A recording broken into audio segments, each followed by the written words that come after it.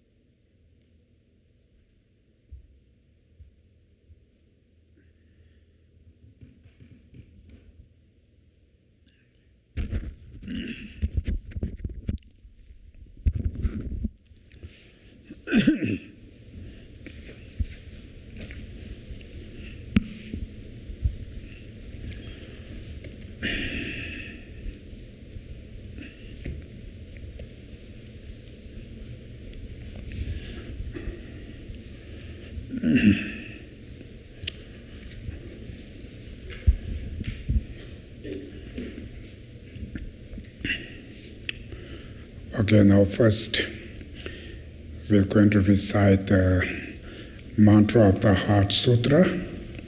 So during the recitation of this mantra, it is important to meditate on emptiness. Tayata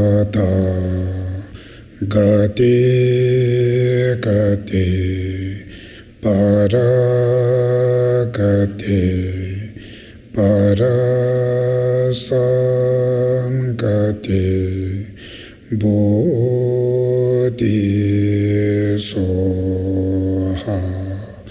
tayata gate gate paragate parasamgate bodhisoha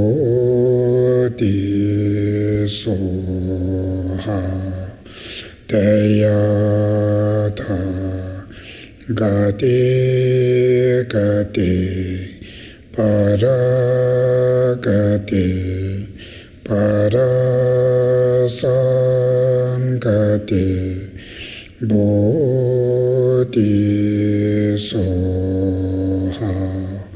tayata gate gate paragate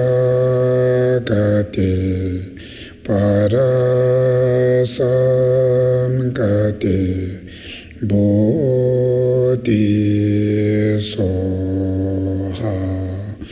tayata gate gate paragate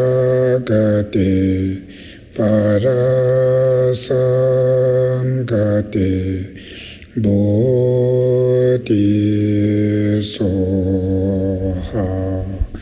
tayata gate gate paragate parasamgate bodhisoha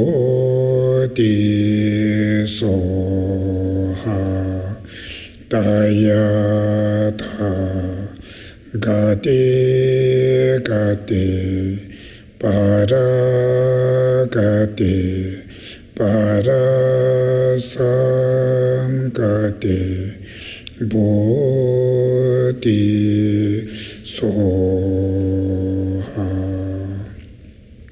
Next is the four immeasurables. May all beings have happiness. May they be free from suffering.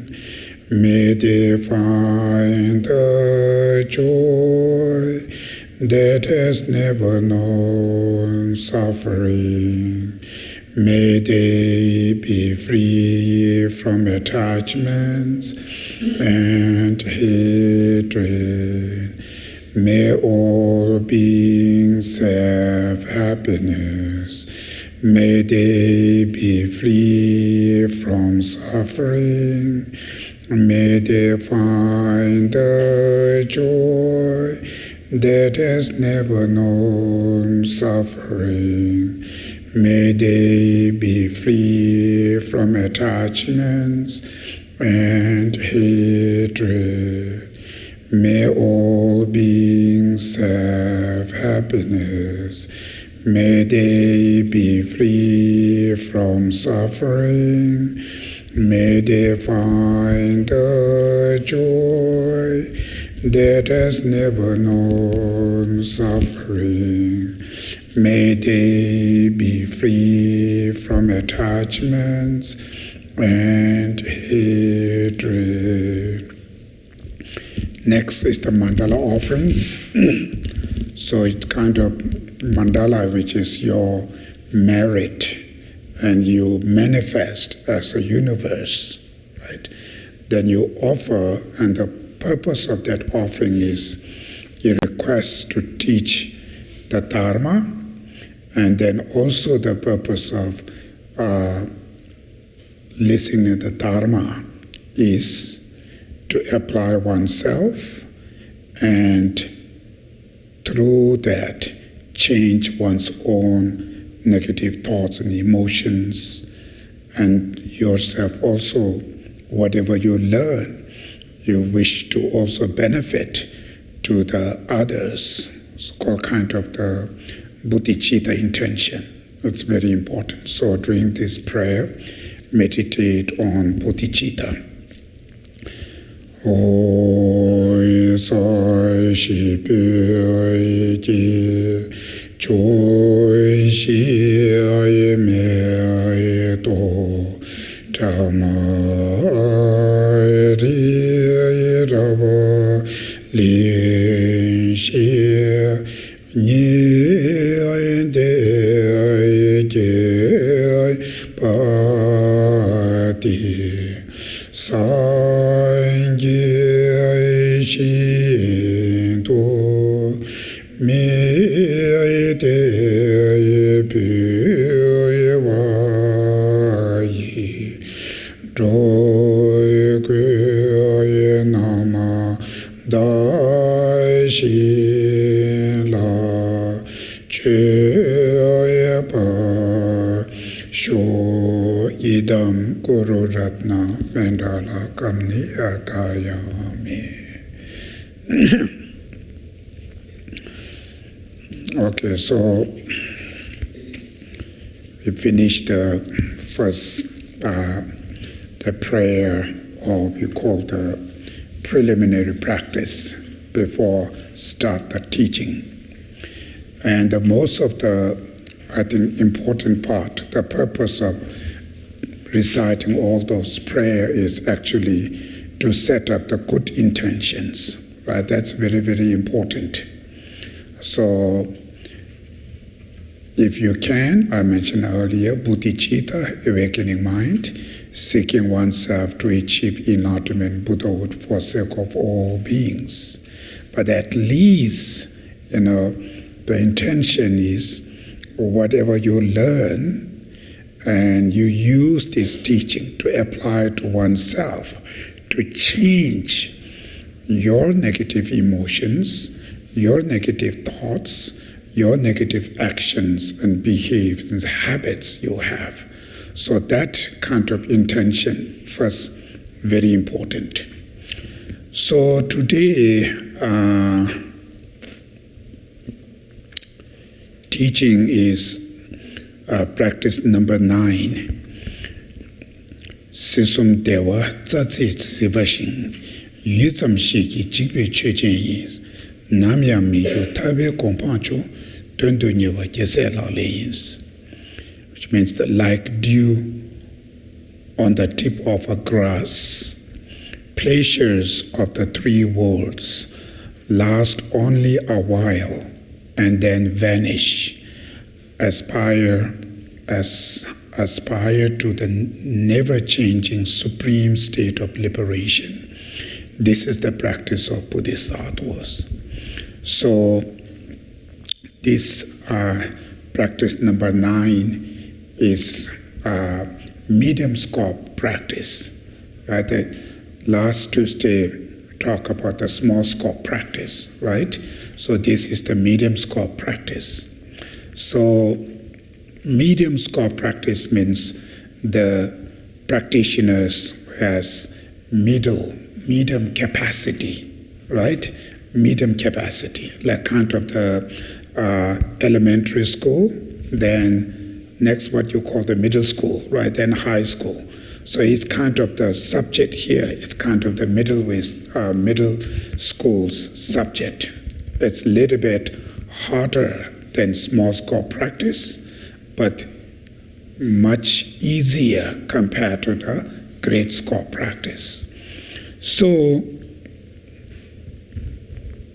last small scope practice, the practitioners themselves understanding that all the variety types of the suffering, specific suffering of suffering as a suffering, right?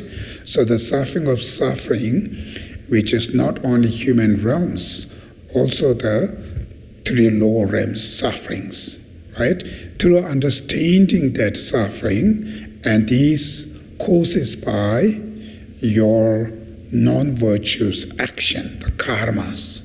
So through that, you're cultivating to try to avoiding to accumulate all the negative karmas, right? So the small scope practitioner is mainly seeking oneself the freedom from the lower realm sufferings. So now here, middle scope practice here saying, like a dew to the tip of the grass, pressure of the three worlds. So which means the last time I mentioned, as practitioners, first we really need to understand the suffering as a suffering, because purpose of any practice we do is for sake of freedom of suffering, right? That's our goal. Whatever we practicing, our purpose is free from suffering. So if this is the case, then first you need to understand all these variety levels of the suffering, because majority the peoples who knows only the surface, the grosser level of the suffering, which I mentioned, suffering of suffering as a suffering. But we do not know suffering of change is the suffering. So there are many people, they do not know the suffering of conditioning as a suffering, right? So suffering of change as a suffering, in order to know that, you need to use your intelligence. You need to research. It's not easy to understand. So therefore here, when he says, like dew on the tip of a grass, pleasures of the three worlds. So three worlds, which, you can go three realms, which are the desire realms, formless realms, right? There are three different realms which we have. Or you can also three realms, which means also below the earth and on the earth, and then above the earth. There are beings who lives below the earth, right? There are beings who lives on the earth, and there are beings who lives above the earth. So like, for instance, in the Buddhist perspective, we say like a nagas, the spirits, those beings usually called living below the earth. Human beings, we are the one who living what you call on the earth, right? Then God and demigods realms, they are living above the earth. So therefore, sometimes when you say three worlds, that means, below the earth and on the earth, above the earth, the being who lives in three, existence of the worlds. That's also mean that. Then another word, three worlds, which means three realms, which are desire realms, form realms, and formless realms, right? Three realms. The majority are living in the desire realms, right? All the animals and humans and hungry ghosts, and then hell realms, and these all beings are living in what you call desire realms.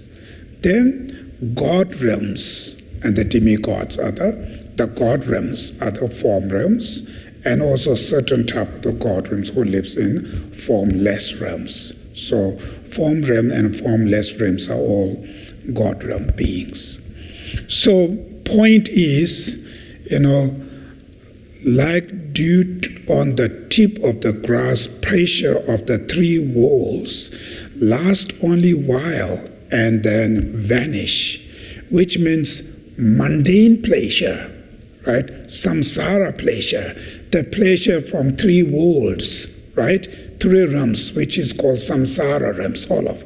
So all of these pleasure, which today we believe these are pleasures, right? Happiness. So we try to achieve those kind of happiness.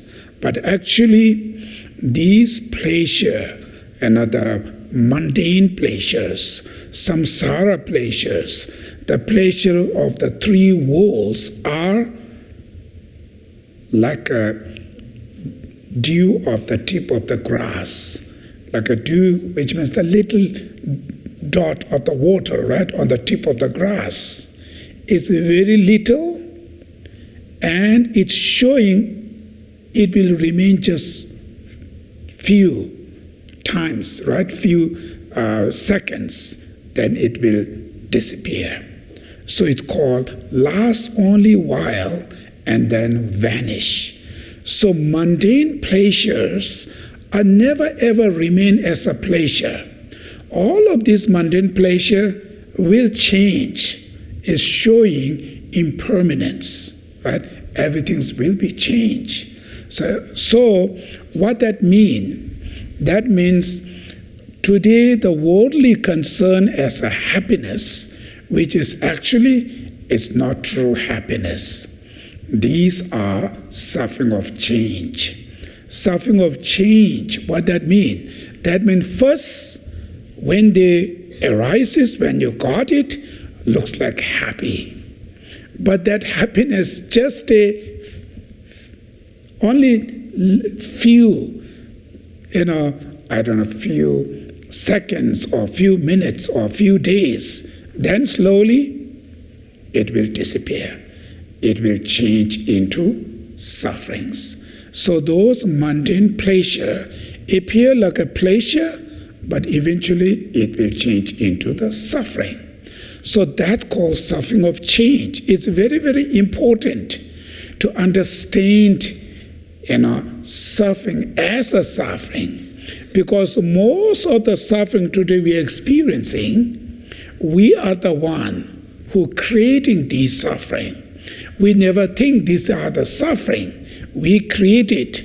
Then eventually ourselves suffer, right? So most of the mundane pleasures. So which means, for instance, in today's world, happiness, which means, to have a job. First thing, you finish your school, college, everything done. Now you're looking the job, right? Not finding the job, you suffer. Then slowly, finally, when you found the job, you are very happy, right? You got the job. Then this happiness will remain there? Of course not. Slowly, slowly, because of this job, you stress, you upset, you suffer, right? So first, it looks like it's happiness. I got the job. I'm very excited. I'm very happy. You got it. Slowly, slowly, because of this job, you suffer, right? So it changed. So that's why it's called like a dew on the tip of the grass, like a little dot of the water, tip of the grass. It's just for few. Then it will change, turn into the sufferings. Every pleasures, mundane pleasures, are like that. Every mundane pleasures are not the true happiness. So it's important to understand these things. Reason is because if your understanding on these mundane pleasures are not the true happiness, right? Then when you encounter suffer, it's not that much hurts you, because you already know it is the suffering. For instance, when you first find the job, I find the job, now I can survive, right? But this is nothing really, really happiness. It will suffer. So you already expect it. Then after when you really, when you work, slowly, slowly things comes, it not that much upset you. It's not that much feel angry, because you already prepare. It will suffer, right? You already prepare these things. So similarly, all the mundane pleasures, so like often used, that's the majority of people, who are the victim of these sufferings. So the younger generation, you're looking boyfriend, girlfriend, so not find the girlfriend, boyfriend, you suffer, right? You maybe feel lonely, or you may be, I'm not sure, there may be other what kind of feeling they may have. But after you found it, you're first very exciting, right? It's very enjoyable. Oh, I found this. Very exciting. Then slowly, because of my boyfriend, because of my girlfriend, I'm stressed, I'm angry, I'm frustrating now. So, not having them, you suffer. Because of them, you suffer, right? Not having children, you suffer. Because of children, you suffer. Everything is like that. Not having the position, power, you suffer. Because of your power, your position, you suffer. Not becoming superstar, celebration, you suffer. Because of being a superstar celebration, you suffer. So when you look at every level of the people, and different levels, they have their own problem. Some people who are not celebrity, because of being a not celebrity, not superstar, they don't have suffering of being a superstar. They don't suffer that way, right? So similarly like that, not having job, then suffering of having job, they don't have that sufferings, right? So suffering of having car, suffering of having house, right? If you do not have them, you don't have suffering of having house. Many other side. But at the same time, not having house, suffering of not having house, right? Other side, they also have problems. So either you go this way, that way, both they have these things. So knowing this is how it is, that's why it's called samsara, right? Samsara, which means everything's contaminated. There's no like a pure, ultimate happiness. It's not exist in that way. Ultimate happiness is not like this way. So sometimes we misunderstanding. That's why we put all our effort only for mundane pleasures. That's how people put the effort. Their whole life used to have this mundane pleasure, right? Then after you got it, then slowly you have a problem. You have a suffering now, right? It's never ended. So that's why here it is saying it lasts only a while and then vanish. So all of these are change. It will disappear, or it may create another problems, or either it will change into the sufferings. So it never ever remain real happiness. Like if this is true happiness, when you got it, when you live with that, when you utilize, you have to feel more happier. But these things are not like that. All of these things, when you first got it, happy. Slowly, when you use it, when you live with this, then slowly it changes into suffering. And some of them, because of this, you have another extra problem, other kind of suffering, which you do not have before. Now you have because of this, right? So that's how we should understanding all of this mundane pleasure. We have so much greed, attached, craving to these mundane pleasure, but these samsara pleasures are impermanence.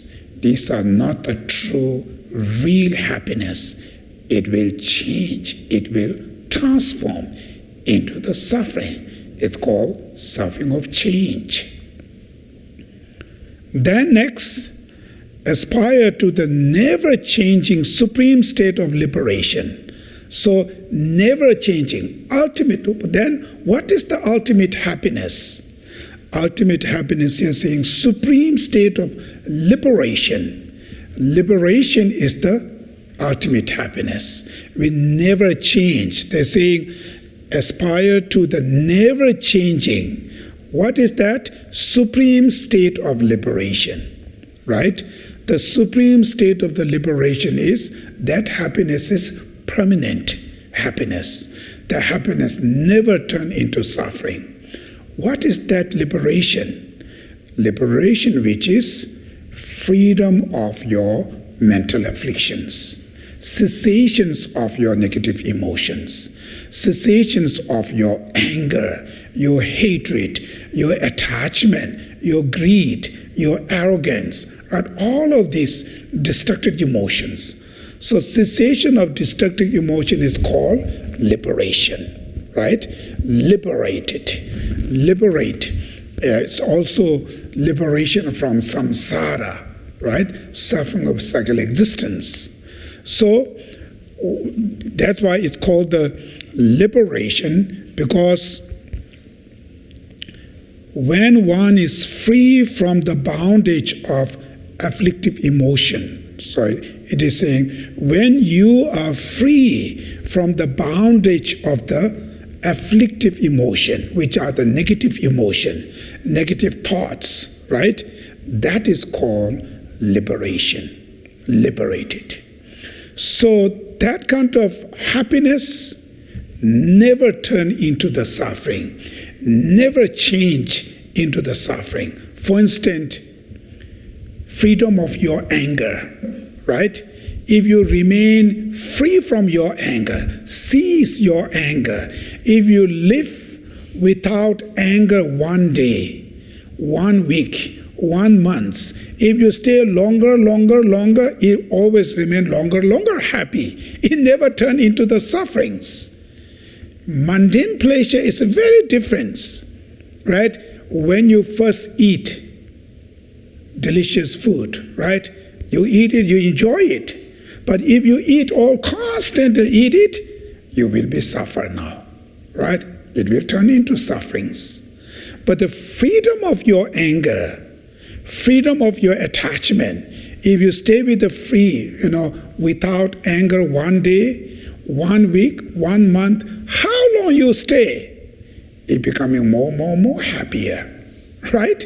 It never turn into the sufferings. For instance, as a family members, if you stay with your family 1 week, no anger, right? Without anger 1 week, all family members together, how much happy peace in that families. So if you stay longer, 2 weeks, 3 weeks, 1 month, 2 months, longer, this family become more happier, right? It never turn into the sufferings. So that's why it's saying here, true happiness, what's called the ultimate happiness, which means the happiness which when you achieved it, when you live with that, when you use that, when you remain with that, it never turn into the suffering, never change. It always remain happy in peace. That kind of happiness, when you reach it, when you achieve it, it's there now. It never turn into suffering. Rest of this mundane pleasure, you no guarantee, right? You don't have, you feel suffer, first you got it, you are happy, but you don't know, it will change. It not stay that way. It will turn into problems. It will turn into the sufferings. Suffering of change. So that's why we should understanding, because as the human beings, right? One of our common innate natural desire is we always want to live happy in peace. So any religious faith you adopt it, its main reason is for sake of happiness. That's the main reason. Whatever faith you choose it, whatever lifestyle you choose it, is for sake of happiness, right? That's the purpose of happiness. So the happiness you're looking is not true happiness. Then that's mistake. So if you misunderstanding, or if you misperceive the happiness, then you put all your effort for sake of that happiness. When you got it, it's no longer happiness. It's turned into suffering. When they turn into suffering, then what's the point? How many weeks and days and years you put effort to have that. After you got it, it's not happy. It's turned into suffering now. So all this year you put effort is nothing now. Right? Is this effort is for sake of suffering. You got suffer now. The mistake is because you're misunderstanding the happiness. You don't understand the real happiness. That is why here, this stanza what is saying is a never-changing supreme state of liberation. That kind of happiness. So you should have wish, aspire, to achieve ultimate happiness. Then when you put your effort to that happiness, it's worthwhile. When you got it, meaningful. It stays that way. So that's why it's called, this is the practice of bodhisattvas. So the bodhisattvas, those practitioners are really very smart. Always they investigate first. They're not just following what the people says. They investigate themselves. Do this a real happiness or not? Investigate. Right? So then now, second question is, why these mundane pleasures are turned into suffering? Why it is turned into suffering? Right? Because the fundamental causes of these mundane pleasures are your mental afflictions, your negative emotions. Either selfish, either attachment, either greed, either arrogance, either angers, kind of the destructive emotions. These destructive emotions, these negative emotions are the fundamental causes of all of these mundane pleasures, right? To having like a big, nice house. First, you have attachments, right? Attachment is the one first causes. So that attachment put your life, action, put act to get these things. So whole life you put action to achieve this is attachment is the fundamental causes. So if causes is something not pure, then the result never ever become a pure, right? I mentioned earlier, it's called the law of causality. That philosophy, the law of causality means cause and effect relationship. It's a nature. Nobody created. I always reminding you, if you plant the apple seed, it always comes apple. It never comes a banana or orange or something else. It always apple, right? So apple tree, if you want the apple tree in your yard, you have to have apple seed, right? Planting orange and other seed, it never comes that way. It's showing cause and effect of relationship they have. There's some kind of same type of the nature, the relationship they have to have. Not any causes can bring any result. What kind of causes you have, what type of causes you have, result comes that type of result, right? That we call nature. And nobody created, nobody make it. That's the nature. So through understanding on this, if causes is something contaminated, then results, everything's become contaminated, right? So that is why all these mundane pleasures, today which we have, the fundamental causes are the contaminated, mental afflictions, negative emotions. So that's why out of negative emotion, the action. Then after whatever results comes. So all of them become contaminated. So contaminated, which means not pure. Not pure means how much you use it, eventually the reality, the real face will come up. When the real faces come out, it's suffering. It's contaminated. That's called samsara, right? So we need to understand that we not just go to the surface, what we see, just look into the surface. Reality is behind there. So we need to understand that. So what it is showing is, it shows fundamental causes as mental affliction, negative emotions. So when you are under the influence of your negative emotions, then doesn't matter, whatever lifestyle you choose, eventually everything's turned into the suffering. It never ever comes pure and clean, true happiness because of the mental afflictions. Therefore, mentioned first, last few weeks ago, we talked about the suffering of change, suffering of conditioning, right? I mentioned suffering of conditioning. Suffering of conditioning, which means, for instance, as a one person, your body, right? What you have your body, you have a minds. So your body and your minds, both of them are not the pure, right? These are contaminated. If this body is really pure, then we don't need to suffer, right? We have suffering of aging, that's inevitable suffering. Everybody will experience. Suffering of sickness, disease, suffering of death and dying, right?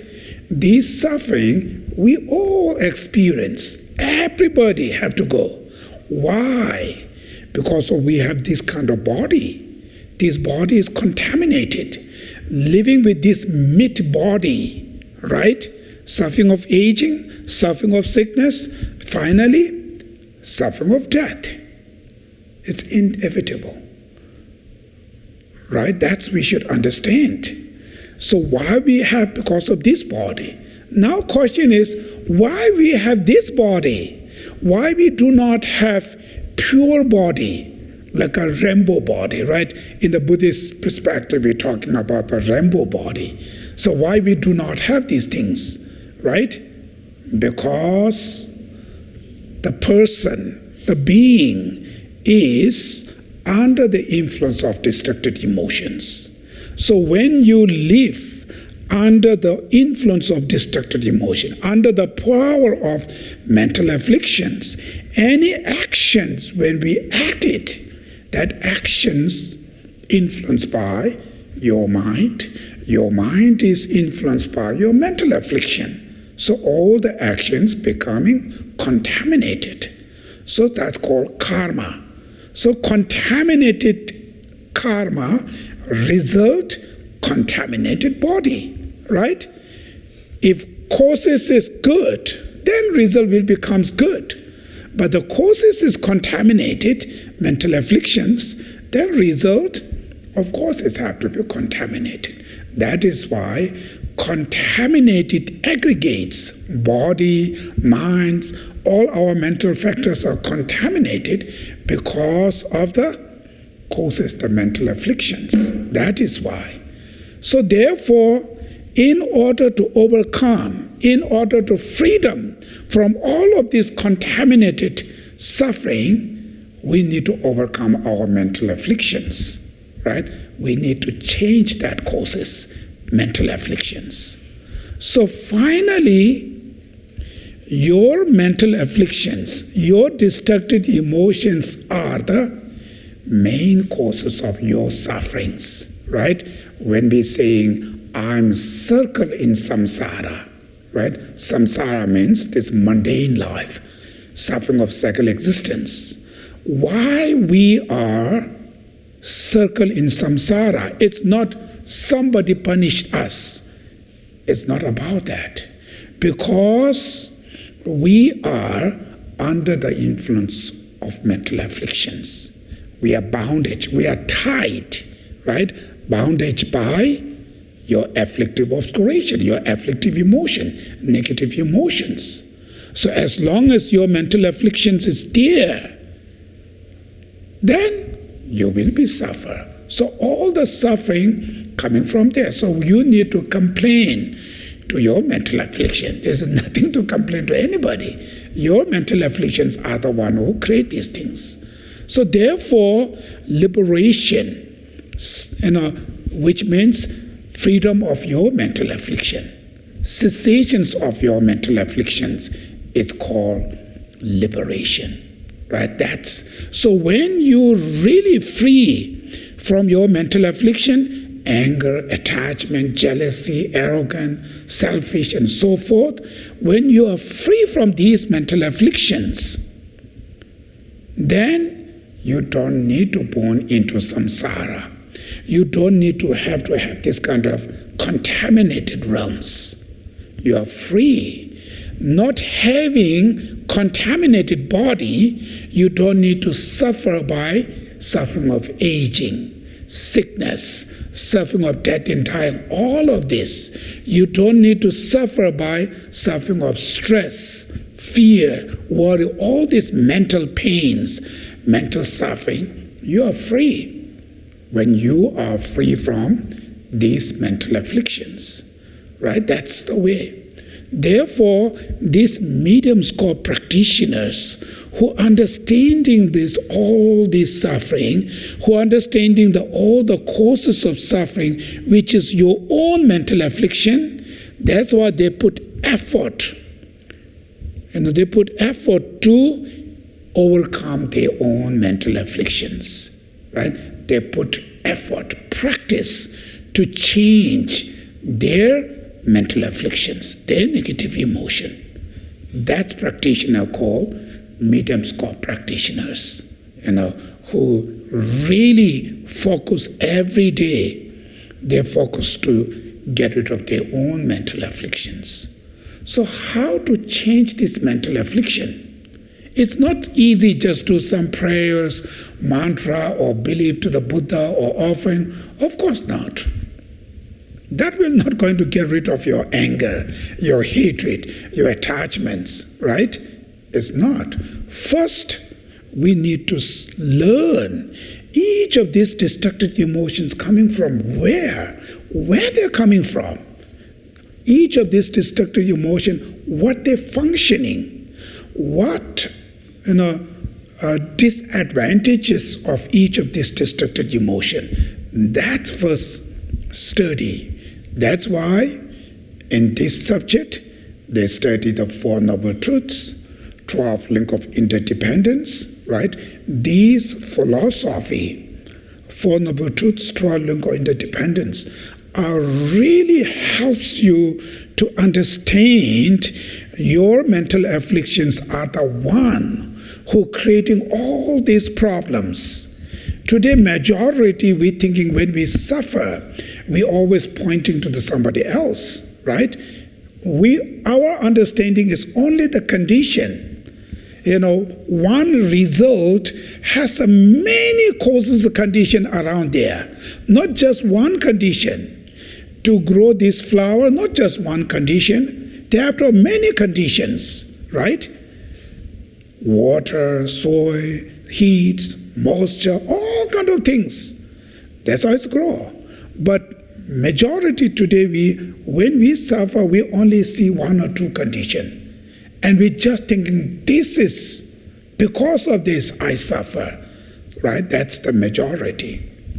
But according to the Buddhist psychologists, Buddhist philosophy, when you thoroughly investigate each of these suffering, of course there are external conditions around there, they also have root causes, which are their own mental afflictions, their own negative emotions.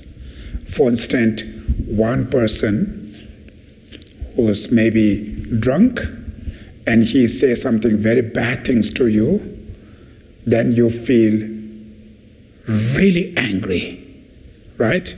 You feel very angry, it makes you really upset. And that anger causes you to action, you fight it back. Then you back and forth, you both fighting. Eventually it creates huge big problems, right? So now we think this problem because of this guy, he shouted to me or blah blah. That's how we decided. But actually when you go deeper level, of course this guy is shouting, this is the one condition. Your reaction, all of these drama coming from where? Because you're angry. And that anger hurts you, creates too much pain. And that is why you acted violent. And your actions created another problems. That's how these small problems become eventually huge big problems, right? If that moment, if I don't feel any angry to this guy, whatever he shouted for you, it didn't hurt you. You don't feel any angry. Then it's air. Problems finished, right? So many of these things comes because of this deeper, the hidden, too much ego, too much arrogance, too much angers. There are many layers of destructive emotion which we have. Each of these destructive emotions create us different levels of the pain. And each of these destructive emotions bring us something different reason to react this way. All those negative actions acted, then eventually big problems, right? Like you can see the war and the killing thousands of people each others. Those action, deeper level you go where the seed, too much anger, too much greed, too much arrogance. There's something deeper level, some kind of negative emotions that involved there. So that is why knowing the root causes, right? Then when you cut that root causes, even the condition arise there will not going to create any result. When the root causes is not there, condition alone never bring the result. If you do not have seed, if you don't plant the seed in the ground, then whatever condition, soil, moisture, whatever you put it there, it never grow, the tree there. The root causes, the seed they needed there, right? That's why it's called root causes. So all this suffering, the root causes is one's own mental affliction. It is not easy to understand. That's why Four Noble Truth, 12 link of interdependence. These philosophy you learn, study, not just truth of suffering, truth of origin of suffering, truth of cessation of suffering, truth path, not just name. There's some connection between there. There's some relationship. Truth of suffering because truth of origin of suffering. Okay, what kind of connection? How this? Why this? That philosophy. You need to learn. When you learn that, then it gives you very clear information. Finally, everything's ended up like a pinpoint. It's your mental affliction. It's ended there. Very clear. Even today, in our day-to-day life, we have stress, anxiety, fear, worry, all these mental problems, external condition, job, family, drama, this. But these are the conditions. Deeper level, maybe too much anger, too much jealousy, too much arrogance, too much greed, too much attachment. These are the destructive emotion. Brings fear, worry. Just give simple example. If you're too much attached to your fame and reputation, right? Somebody, when they put it, something bad things, rumor in social media, after that, how much it creates you pain, right? Some people may be depressed. Some people may feel so much fear. And we say because of they put the rumor in social media, that's the we only see, right? But this is just condition. Root causes is there because you're so attached to your reputation, your fame, your appearance. That's why it's concern you. People who don't care about that, some people have nothing, right? Nothing to care. Whatever tell them in social media, they don't care. It's not going to be affect anything. You can say very bad things to your dog and cat put in the social media. This dog don't care. It's not going to affect anything to them, right? But the person is really affected, right? It's huge. So that's why those beings have not hurting. We are hurting. Why? Right? They put exactly the same way. Because we attach our reputation, our fame. That attachment creates you. Too much ego, that's why, create these problems. So even day-to-day life, our problem, to deeper circle in samsara, born into this miserable samsara, it's everything by one's own mental affliction, negative emotion. So therefore, real happiness, if you really overcome your mental afflictions, if you really stopped it, completely eliminate it, then the real liberation is there. If you do not have any attached to your material, your name, anything, whatever other people say, whatever they do, it's not going to be affect anything. You can live very happily. You can sleep very peaceful, right? So therefore, how to get rid of this mental affliction now? That's the first very important now. So therefore the Buddhist psychologists is emphasizing on each of these mental affliction.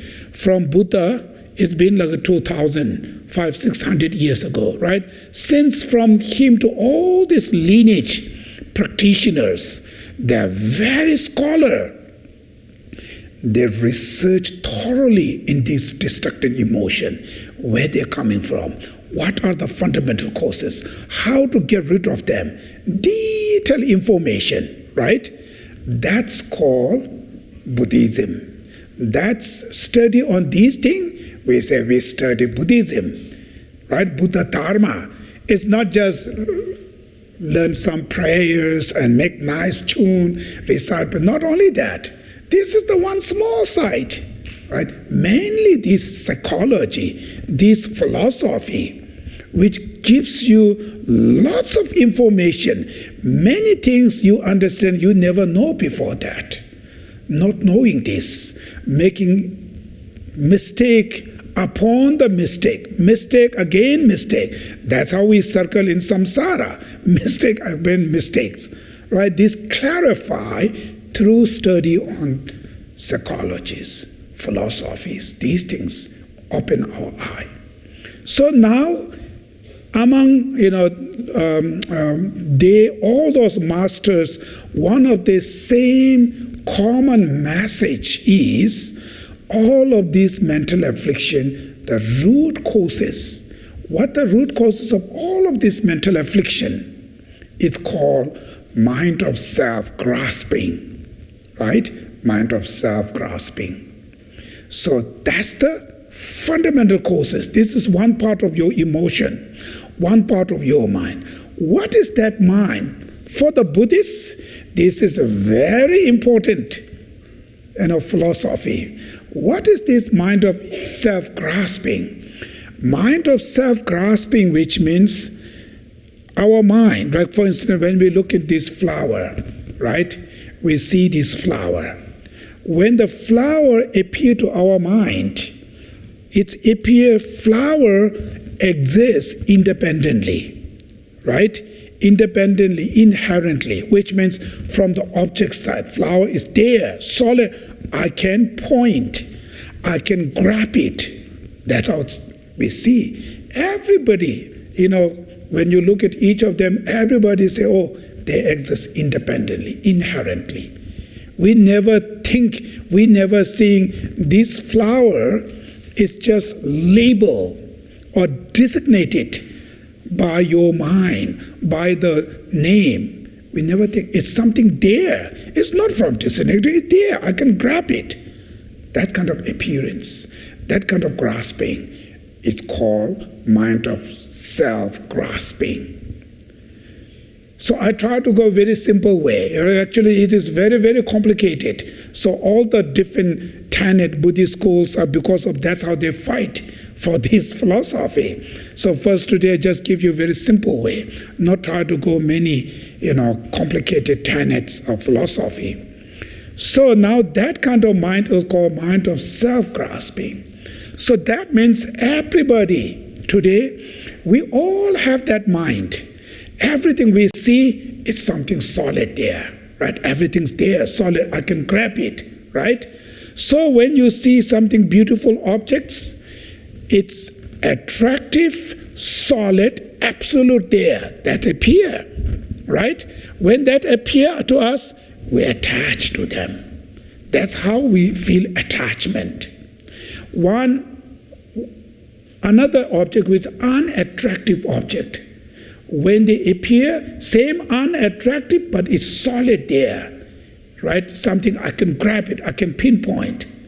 That's unattractive object. When they appear, we feel anger, hatred, resentment. All the objects, the common anger and attachment seeing attractive, anger seeing unattractive. But common thing is both of them seeing the object something from there, solid, absolute, from the object side. That's common for all the emotion which we have. All this emotion, when they see the object, everything's solid, absolute there. Then attractive, unattractive, or variety, we feel different types of the emotions, right? So that grasping, object exists solidly, absolutely from the object side. That kind of appearance, that kind of grasping is called mind of self-grasping, which is the fundamental causes of all your rest of destructive emotion which you have coming from that. This is the ground. Now, that's the Buddhist psychologists, right, talking, all the emotions, how they comes. Then within the anger, anger can create attachment, anger can create jealousy, no attachment, jealousy, and other ego, this or that. That's the many other link. But the common one thing is fundamental, mind of self-grasping. Now here, Buddhist philosophy came. According to philosophy, the things what we're seeing is not exist that way. Saying the things are not exist independently. Things are not exist from the object side. It still appear that way, but in the reality, they are not exist independently. Everything exists interconnected, interdependently. They are fully dependent on each others. There's nothing solid, something from the object side there. That's the philosophy proving the mind of self-grasping who apprehending things exist independently, that completely mistake. It's wrong. Things not exist independently. Things are empty of independent existence. Now, how can you prove? That's how the next Buddhist logic comes now here. So they all are heavily connected each other. Psychology, philosophy, logic. Finally, the logic, the reason, evident, the proving things not exist independently because they are dependent each others, interconnected, interdependency. Anything's from there. So in order to understand that, now first they teach you, for instance, self, person, right? You say, I am happy, I am suffering, he hurts me, he helps me, that's why I attach, that's why I'm angry. Everything's connected with the self, something connected, right? So then checking weighs that self. You are so much clinging, you're so much concerned, but self which you concern weighs it. Check it, weighs it. Then you look any part of your body, right? Research from head to toe. Can you find yourself? Your head is not you. Your ears are not you. Your lungs are not you, right? Your kidneys or your any part of your organs, you go and try to find it. You cannot find anything from the body side. Then you have a mind, right? Within the minds, you have eye, ear, nose, tongue, body, sense consciousness, mental consciousness. We have 6 different types of the main mind. Eye, sense consciousness also not you, right? Nose, tongue, same. If eye, sense consciousness you, then ear, sense consciousness have to be you. There are too many, right? Then mental consciousness. Within the mental consciousness, there are positive minds. There are negative minds. Within the positive, there are love, compassion, patience, tolerance. Within the negative, anger, attachment, jealousy. Everything's there. They all are separated. So where? Who is self now? So when you really investigate, very hard to find this is self. You cannot find anything from the object side.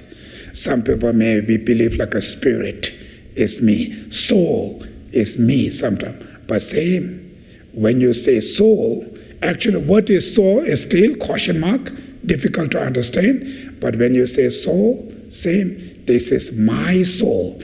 This is our ancestor's soul. My soul means me and soul, they're two.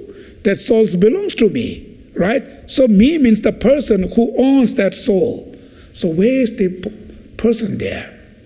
If soul is you, how can you say my soul, right? John cannot say my John. My John means me and John, subject and object. There are two things there. Exactly same like that. So when you really investigate, you cannot find anything from the object side. But not finding from the object side doesn't mean it not exists. Because self is exists, it's functioning, right? Was talking, was listening, was feeling pleasure and pleasure. There's something there, right? But try to find it. Where is it? You cannot find anything from the object side, right? That's called dependent origination, interconnected, interdependence. Where the existence is interdependence. When you say this is jungle, forest, try to pinpoint which is the forest. Each of these trees is not the forest, right? You go and try to grab it. You cannot grab forest there. So we cannot say forest not exists. It exists, we can see. Go there to find, you cannot find it. It depends on each of the trees. That's all. So where the existence, they exist dependently, interconnected, right? This comes same, you investigate, it's ended up with the particles, right? Each of those particles, when you investigate, they have their own parts of the particles. You keep going to find the particle. What you look, you never find, you find something else. There's no partless or particle exists actually. Partless or particles not exist at all, right? It may a little bit difficult, to some of you may make sense, but majority of people you may study quantum physics, so it's good. You can just go thoroughly study on quantum physics. Maybe definitely helps you to understanding the things. Eventually you cannot find anything from the object side. But that doesn't mean they are not exist. Exist is functioning, that's all. How they exist, it's functioning. But try to find it from the object side, nothing else. So knowing everything's are empty of inherent existence, empty of existence inherently, independently, that knowledge tremendous helps you to break down your mind of self-grasping, the mind who grasps everything solid. When that melt it down, anger, attachment, rest of all destructive emotion will disappear. There's nothing to cling. There's no any object to cling there. It's very interesting. But that's the what you call Buddhist philosophy, very involved, Buddhist psychologists and logic all together.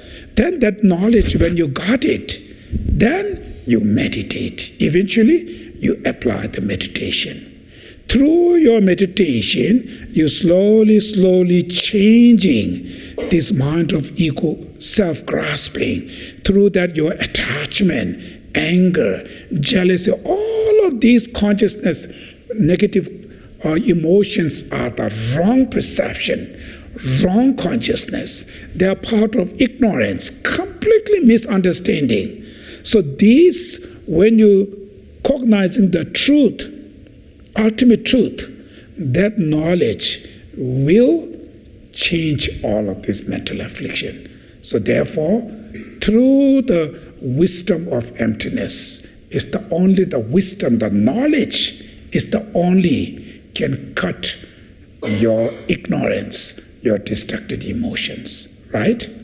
So that knowledge, we need to build it. That's why study.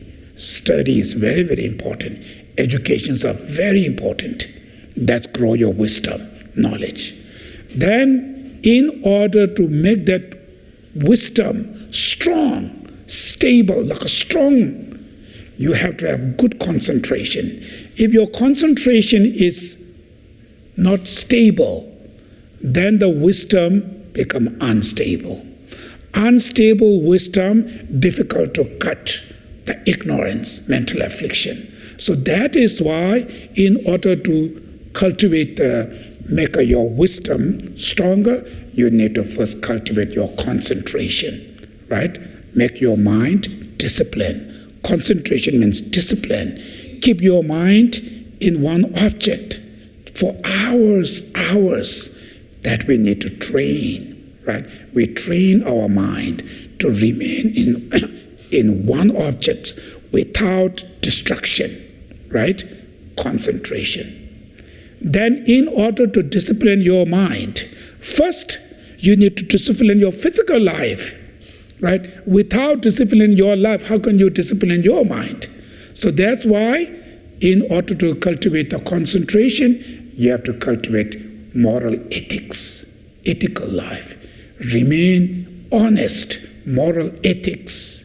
So from that perspective, ethics, first Buddha teach the ethics life, means ethical life, moral disciplined life, which means the life, the person who stay without committed any 10 non-virtuous actions, right? Avoiding 10 non-virtuous actions, it's called ethics life. Ethical life is not depend on what you believe, what you belongs to, it's not big deal. Means you should avoiding these 10 non-virtues behaves, wild behave. 10 non-virtues mentioned last time.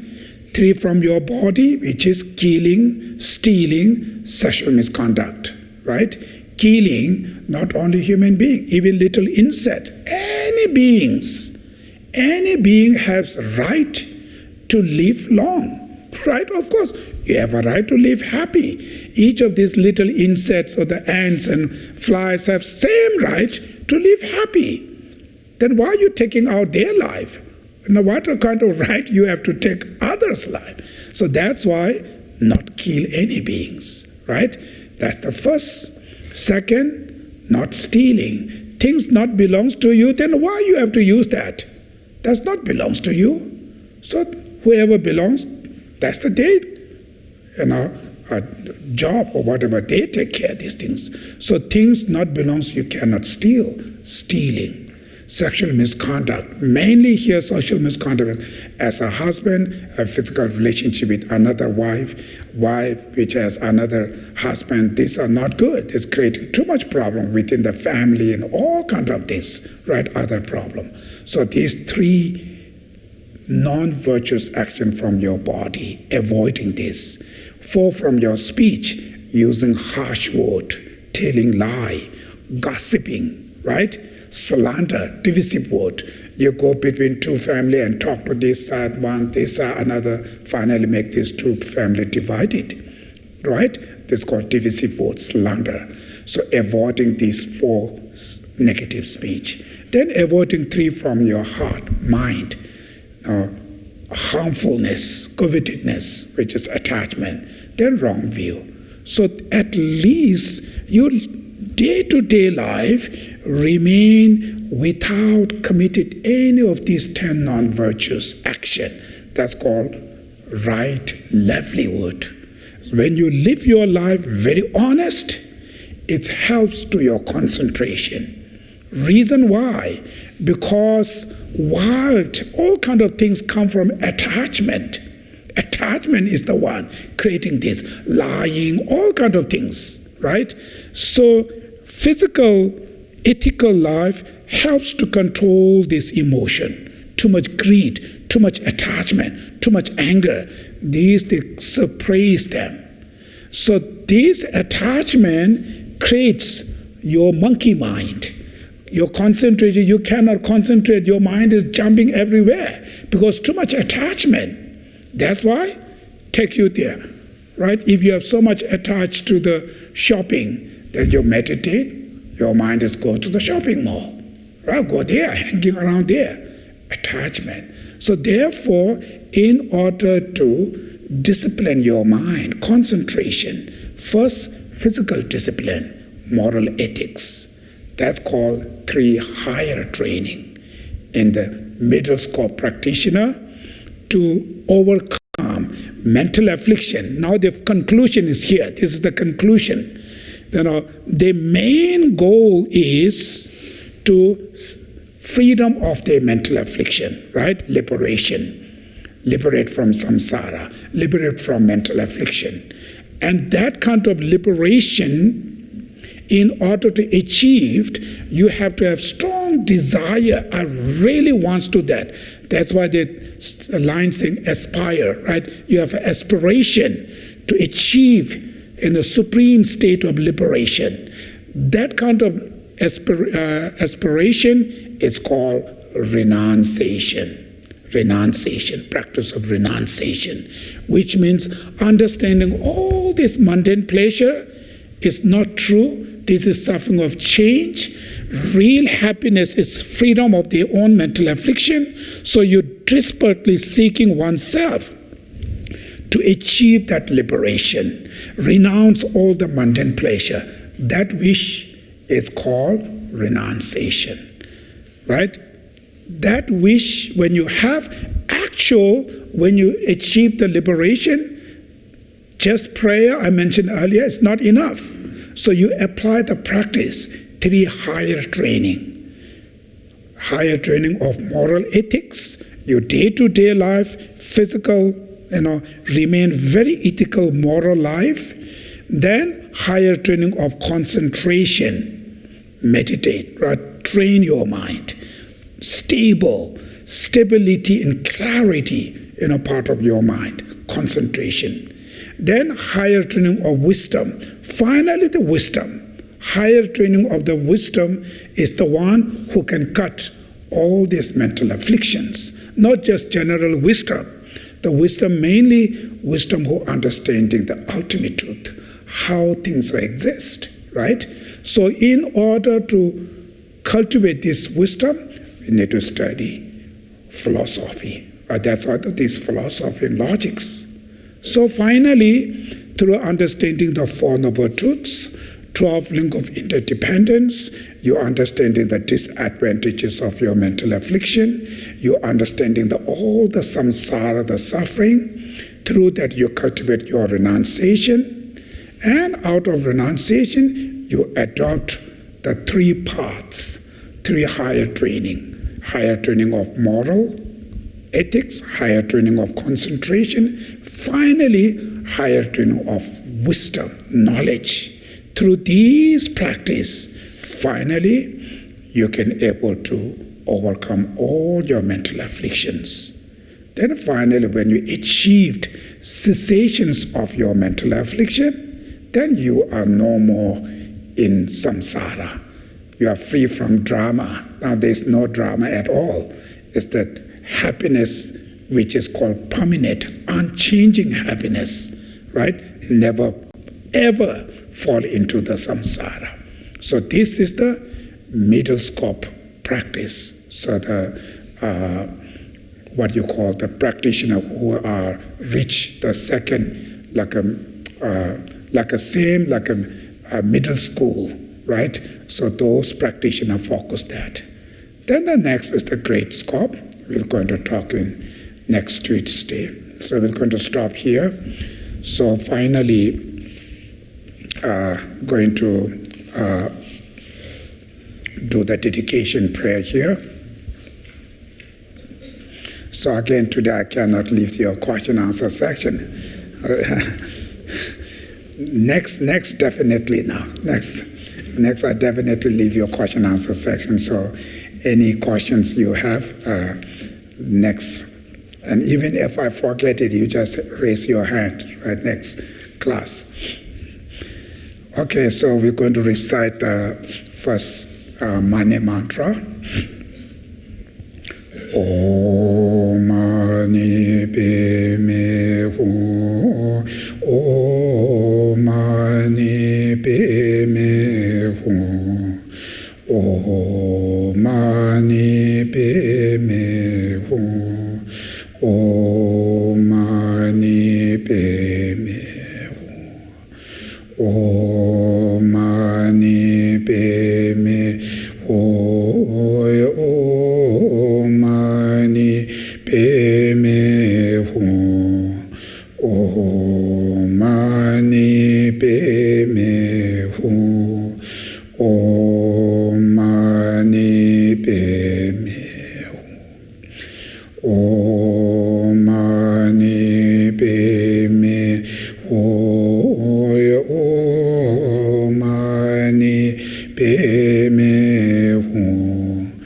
Om Mani Padme Hum. Om Mani Padme.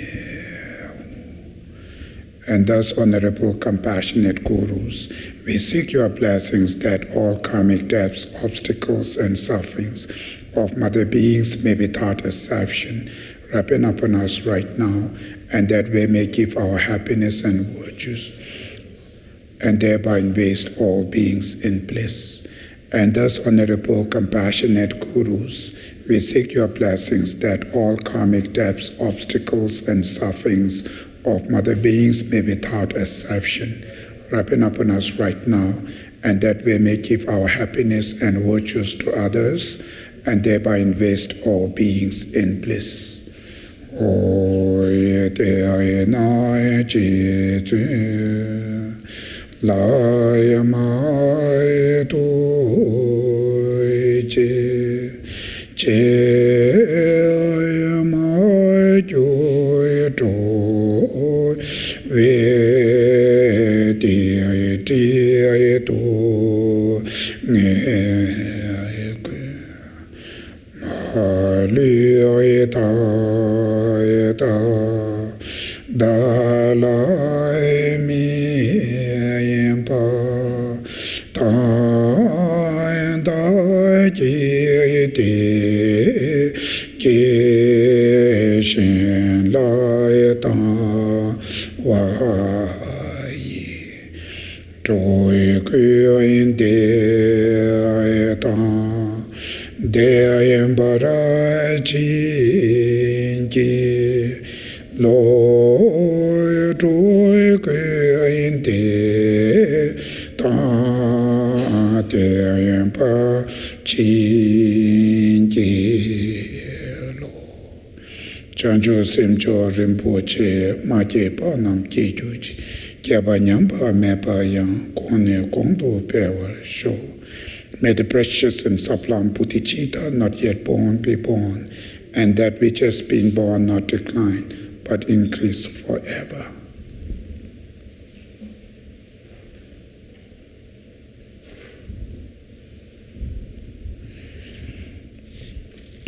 Okay, thank you.